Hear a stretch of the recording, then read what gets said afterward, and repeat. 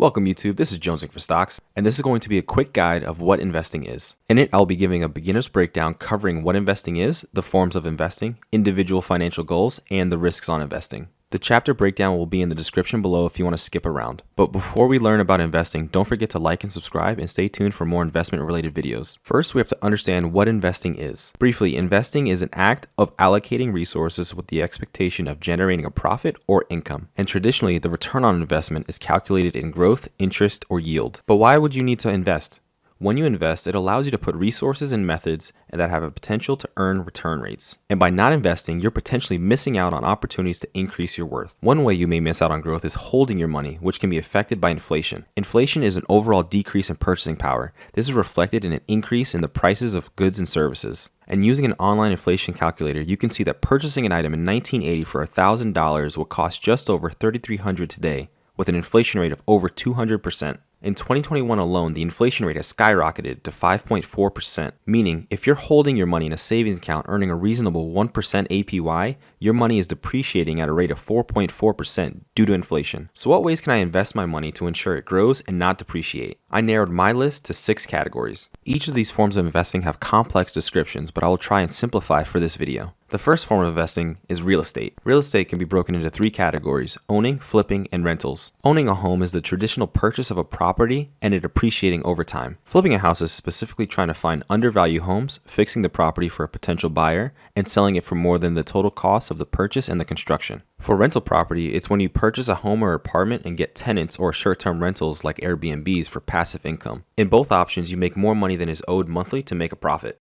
A second form of investing is in stocks or bonds. Stocks are a security that gives shareholders ownership to a company. If the company gains value, the stock price goes up, but if the company loses value, the stock price goes down. Within stocks, there are multiple ways to invest like index funds and ETFs, but I'll be covering those in later videos, so make sure you're subscribed. Bonds are units of corporate debt issued by companies to a government as tradable assets. Bonds are locked for a set period of time like a bank's CDs, but have a low yield and have very low risk. A third form of investing would be a traditional savings account. This is the normal process of keeping your money in a bank separate from your checking account. A savings account has more regulation around withdrawal amounts and limits. Many savings accounts in a bank have an annual percentage yield or APY, which is the rate of return of your holdings over the year. The national average for a savings account currently is 0.06%, and many of the high yield savings accounts went from 2% to a now 0.5%. Savings accounts hold minimal risk. However, currently your money is losing value due to the inflation outpacing returns. The fourth form of investing is retirement accounts. Retirement accounts like an individual retirement account, your IRA, or 401k are vehicles used for growing your worth and saving your money for retirement in a tax-advantaged way. Each retirement platform has a different method for growing like a traditional or Roth. Traditional taxes your contributions upon withdrawal, and Roth taxes your contributions upon deposit. For most retirement accounts, you're able to withdraw at the age of 59 and a half, or you'll have to pay an early withdrawal penalty. However, there are limitations to your retirement accounts and contribution limits. Starting in 2022, for your 401k, it's $20,500,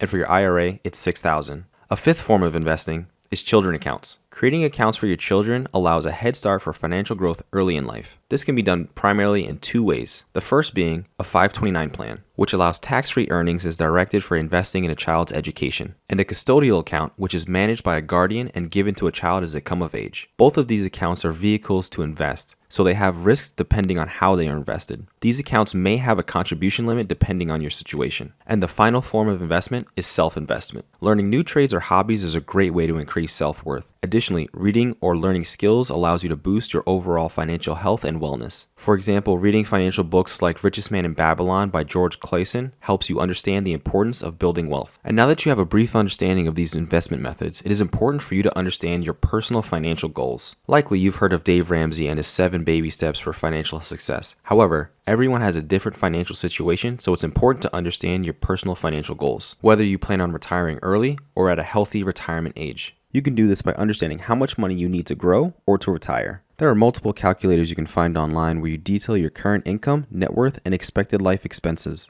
These will give you an estimated savings amount to retire with a chosen retirement lifestyle.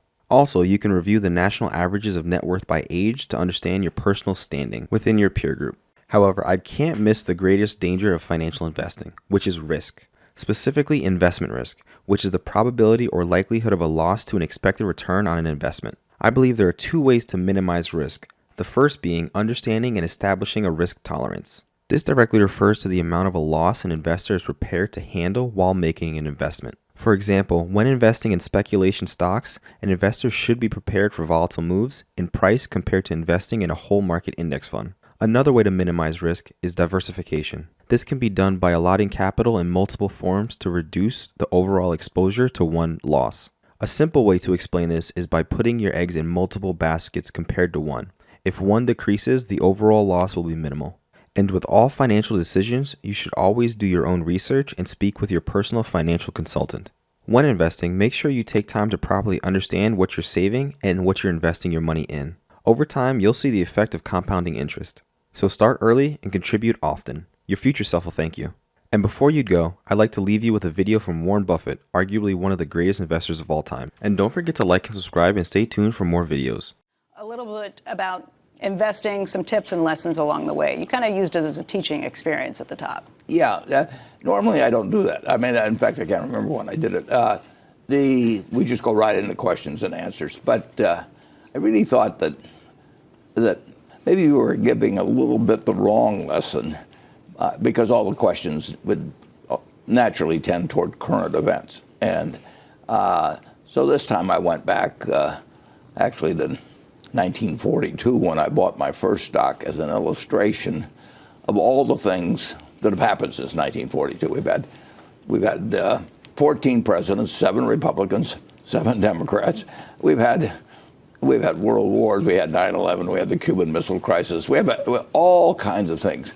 The best single thing you could have done on March 11th, 1942, when I bought my first stock, was just buy an index fund and never look at a headline, never think about stocks anymore, just like you would do if you bought a farm. You just buy the farm and let the tenant farmer run it for you. And I pointed out that if you'd put $10,000 in an index fund that reinvested dividends, and I paused for a moment to let the audience try and guess how much it amount to, and it would come to $51 million now.